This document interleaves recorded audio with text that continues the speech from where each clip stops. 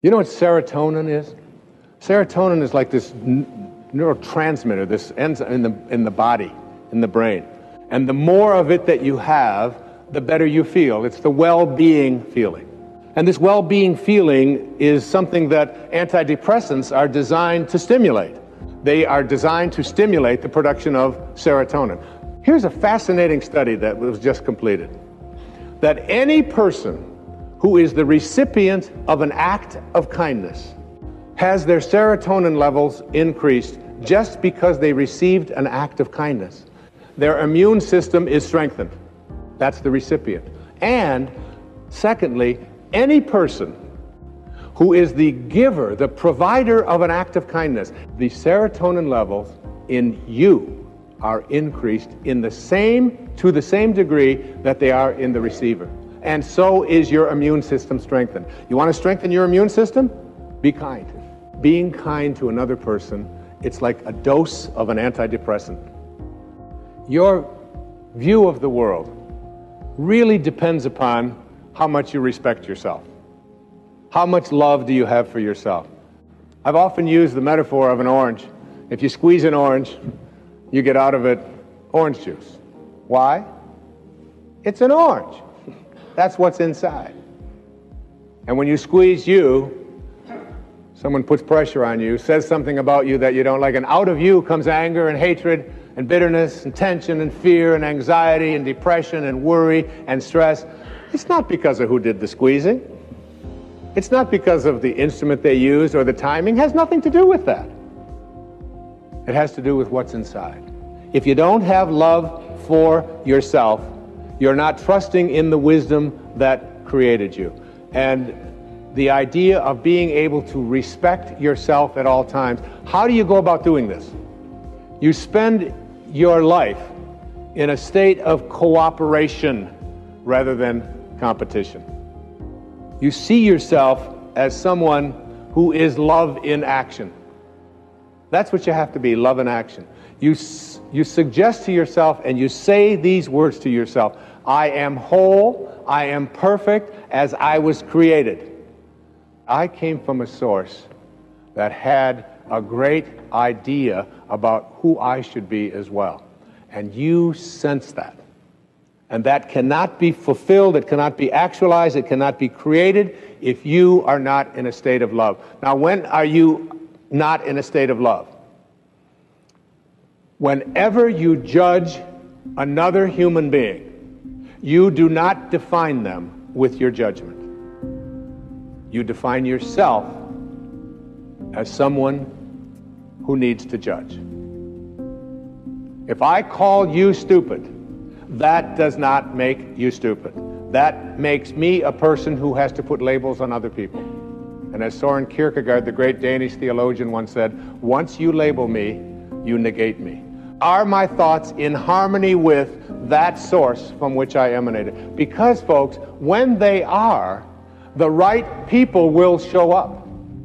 And the right events will transpire. And everything that you need in what Carl Jung called synchronicity, that there is almost like what happens when you are in a state of love and not having resistance to that, there is like a collaboration with fate. So judging anybody else just says, I need to judge. It doesn't make them what they are. So you have to pay attention within you to all of your inner thoughts that have any doubt in them. The way that you stay with this field of expansion is that you align with the spiritual energy that is really the genius from which you originated. Creative source reacts to your belief in shortages with a fulfillment of your belief.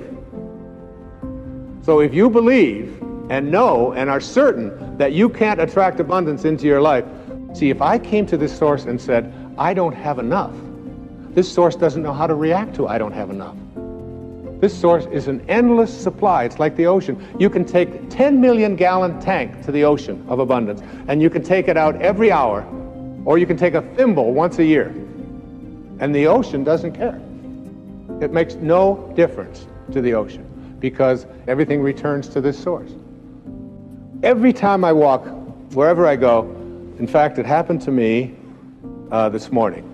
I found a dime. A dime? That's like major, a dime. And I pick up this coin, and I always say, thank you, God, for this symbol of abundance that always flows into my life. Never once have I ever said, how come only a dime? You have to come to this source by being abundant, by being in a state of gratitude, by being thankful for all that you are and seeing yourself as attracting more and more of that and being willing to give it away. It is my intention to attract ideal people and ideal relationships into my life. This universal source is what I call an equal opportunity provider. It knows nothing. It knows nothing about not being receptive. It doesn't show up in you and not in you. It isn't anything that would judge one as better than the other. Are you receptive? Are you receptive to everyone? When you have receptivity, when you are practicing infinite patience, when you are being the kind of person you wish to attract, you have to want it more for others than you do for yourself. You have to see yourself already as connected to the right person. See yourself from the end. And see yourself as having all of the right people showing up. Act as if they're already here. Because that's what the source is. When you're in this place of being receptive, kind, loving, beauty, abundance, when you're in this place, the universe conspires with you to create the right people, the right things. It all shows up. It's not your ego. I don't do it. It's called surrender. It's called, in the recovery movement, we call this letting go and letting God. Just letting go. I'd like to suggest to you that when you learn to connect to intention, that something will happen as you go out into the world. You will find that your presence will do things to other people, even without you being aware of it. When you are at this level, one of the things that happens is you begin to instill calmness.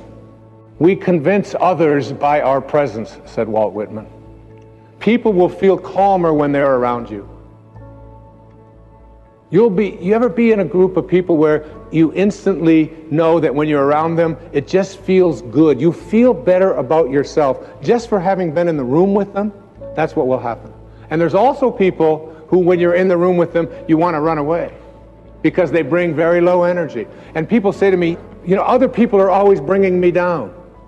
I'm working with, if you knew what my family was like, if you lived with the people I live with, you wouldn't be saying these kind of things. And I say, low energy people can never bring you down. You have low energy because you hate people for hating you.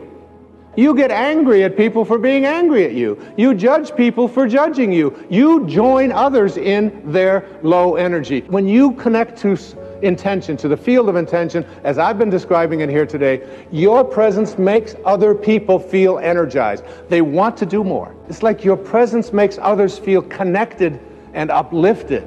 Your presence makes others people feel purposeful. It inspires them to greatness.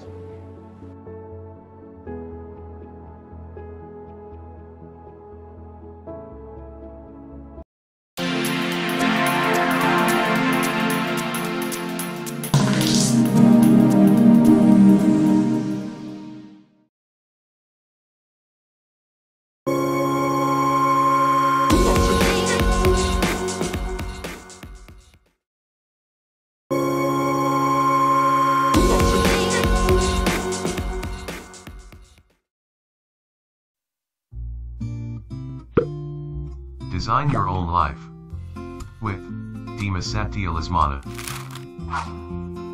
Subscribe, tekan tombol bel, share dan like videonya ya guys.